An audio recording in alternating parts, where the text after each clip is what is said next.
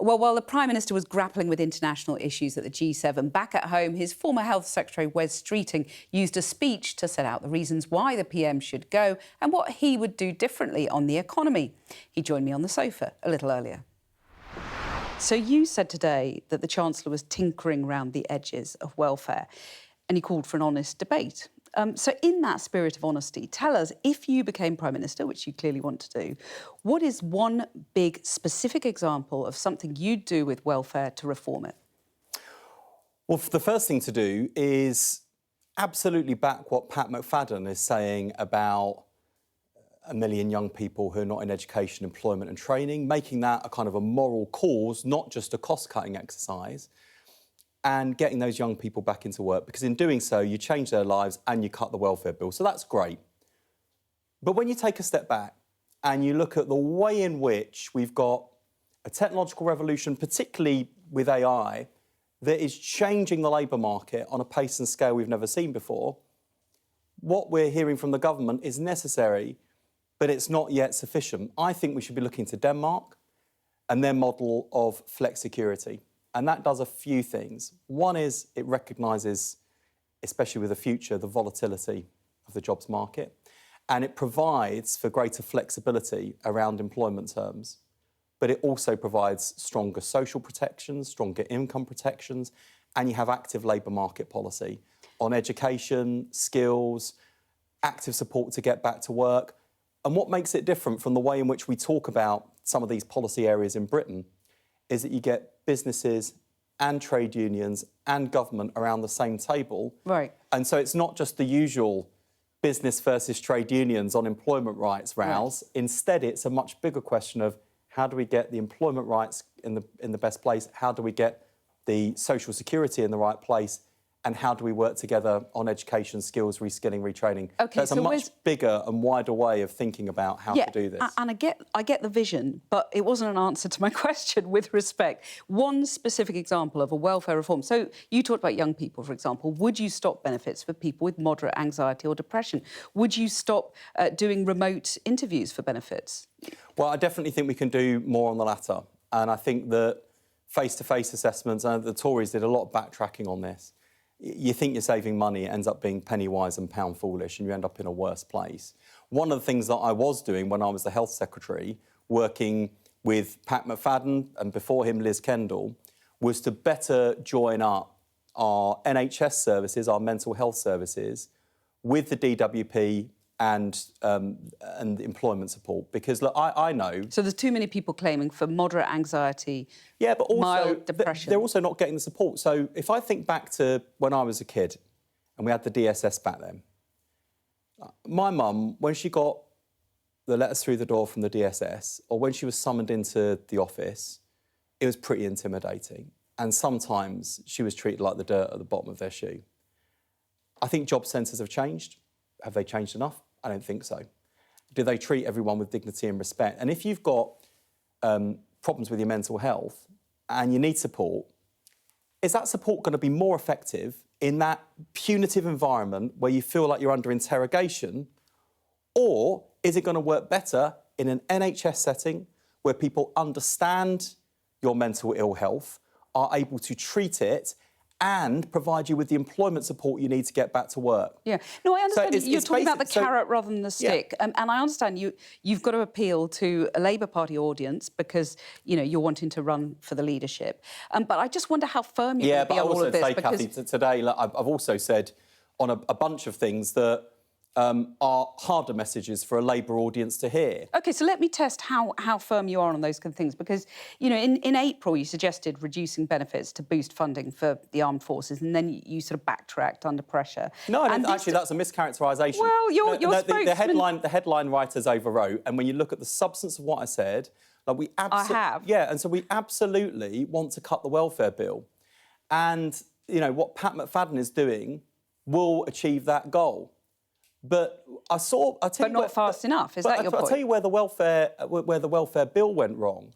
Is you had this arbitrary cut imposed by the Treasury, and a reform programme was retrofitted on it. So it's not that Labour MPs... But you helped lead the climb down on welfare. Yeah, and you at the time, this time last year... Because the reform wasn't the wrong right. Reform. It wasn't real. It was a cut with some reform retrofitted on it that didn't stack up. So what and I you saw, made that argument in Cabinet at the time? And what I saw was Labour MPs sat there saying, OK, well, look, there are 2,000 losers in my constituency, but there are only 200 job vacancies in my area. So where are they going to find work? And that led us into the bigger argument I was making today. Like, why is it that in this country we've got the gap between rich and poor widening? It's because the opportunity gap has widened too. You've got vast swathes of this country that have suffered massive deindustrialisation, where the jobs, the factories, the industries that used to exist have been hollowed out, and nothing has come to replace it. And so the big argument I was making today is for a Britain that grows again and grows together, where you invest in your industrial capacity and build the jobs of the future, whether that is in AI, whether that's new data centres and all the construction jobs that will be associated with that, clean power, energy. But you haven't specifically said whether you'll back the Rosebank or jackdaw oil and gas fields. No, I have today. You've said you will. Just today. Absolutely, 100%. I think that we're making the wrong trade-offs here. Like, I absolutely support the race to net zero. The organising principle for our energy policy should be cheap electricity. Right, so you're clear on that, even if you're not quite clear on specific welfare. Where we've got to, Cathy, but you've got to do welfare. I'm all up for welfare reform, but you've got to do it seriously. It's got to stack up, it's got to work. And I think it's got to be bigger than just how do we save money. It's got to be how does it insulate us for the future. But just on energy, because I think this point is important. And there'll be people who are watching like, hang on, where's this going? So look, I think that in order to fund the race to net zero and the clean power of the future, use the tax receipts from oil and gas to fund that transition. And what happens at the moment is that, you know, there's almost this sort of false binary. You've got some people who are saying that oil and gas are the future. They're obviously not. We need to reduce and then end our reliance on it. But we've also got people who are pretending that, you know, if these licences are granted, that it's some sort of moral catastrophe. And I'll tell you where this leads us politically, by the way. Like, for those people who say that we won't be leading the world in the right way, I'd just say this, actually. The way to lead the world to net zero is to show that we can pursue net zero and economic growth and jobs. Right. The way not to lead the world is to cut off our nose to spite our face, watch Nigel Farage and the Reform Party come in off the back of it, and then kill jobs in renewables, which is exactly what reform would do. Right, well, let's talk about the sort of broader theme of your speech today, which was through the prism very much of your enthusiasm for markets, obviously drawing a distinction with Andy Burnham, who didn't want to be in hock to the bond markets. That's what he said previously. You said bond markets are not bond villains. I mean, it sounded to me rather like a claim from your old friend Peter Mandelson when he said, you may remember, he was intensely relaxed about people getting filthy rich as long as they pay their taxes. I wonder, was he right? No, I'd say two things about both of those things. Like, firstly, when your debt to GDP ratio is approaching 100% and you are spending billions on debt interest payments, an approach that says stuff the bond markets, which is not Andy Burnham's position actually, but it is the position. But it is the position of the Green Party and Zach Polanski. That is not serious, and fiscal rules. They're not a cap on our progressive ambition. They're the means through which we fund it. Because if the markets see you've got a serious plan for growth and they can see that you're maintaining discipline with the public finances, your borrowing costs come down. And growth relies on wealth creators, which is what Peter Mandelson was on about. Yeah, well, in order to redistribute wealth, you've got to create it. Right. So was he right? No, I'll tell you where I think he was wrong. When he said... what was the exact phrase? It was he was intensely relaxed about people becoming filthy rich so long as they pay their taxes. Yeah. I think there's another something else I'd add to the end of that, because there is a sort of centrist view and centre-right view around equality of opportunity that says as long as everyone's got equal opportunity, it doesn't really matter about the rest. You've given people the chance. I don't think that's quite right. I think there is a rich social democratic history in Labour's tradition, sort of the Tony Crossland, Crosslandite tradition, which says, and we think this week about the late, great Roy Hattersley, former Deputy Leader of the Labour Party, a great man I was privileged to know who died. he was absolutely right that equality of outcomes also matters. Now, it's not to say that we're all the same, we all get the same, like, you know, let's get real about it. I mean, that's the whole debate about equity versus equality, isn't it? Yeah, exactly. And what I want to see is not just the rich get richer and the poor get, richer. I want to see the gap between rich and poor close. Okay. And the big argument I've been making today is at the moment you've got the gap between wealth in this country growing. Yeah. We've got to deal with that. I've set out plans for a wealth tax that will work, that will be both pro-fairness and pro-growth by rewarding entrepreneurialism, getting people to invest in those startups and scale-ups that will power Britain's growth, boost Britain's productivity. It's a wealth tax. It will work. Keir Starmer today has made absolutely clear that he is not going anywhere. He's also responded to the 2 resignation speeches in the Commons by saying there will not be any more money for defence. He's been as clear as he can be about that. What do you think of those 2 statements he's made? Firstly, I think John Healey was a great Defence Secretary, and I think we should take what he said today extremely seriously and what he said in his resignation letter extremely seriously. For those watching who don't know John, it is hard to overstate how loyal he is, how Labour he is, and how resigning from government would have been extremely difficult for him. So why isn't Keir Starmer getting the message, seriously. You'd have to ask him, but honestly, I don't think he's listening. I don't think he's listening to his former Defence Secretary. I don't think he's listening to military chiefs. I don't think he's listening to our NATO allies. And in terms of the Labour Party, I don't think he's listened to his cabinet. I don't think he's listened to the parliamentary party. And I don't think he's listened to the voters who only in May sent the Labour Party an extremely humbling message at the ballot box.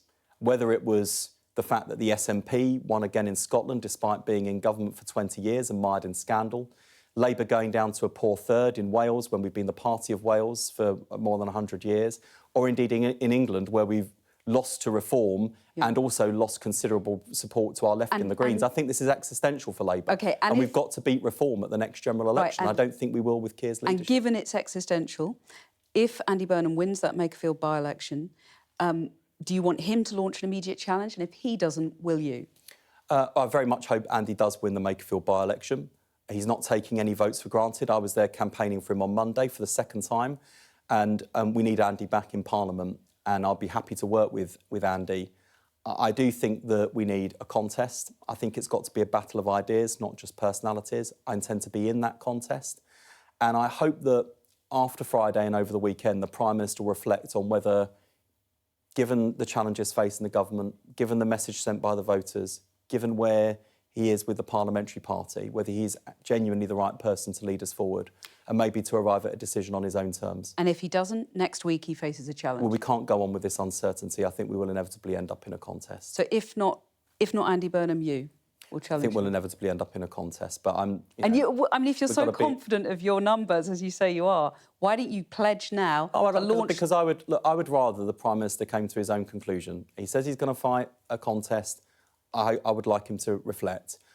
I've left the government. I do have respect for Keir Starmer. I like him personally very much, actually, but I think should reflect on his position.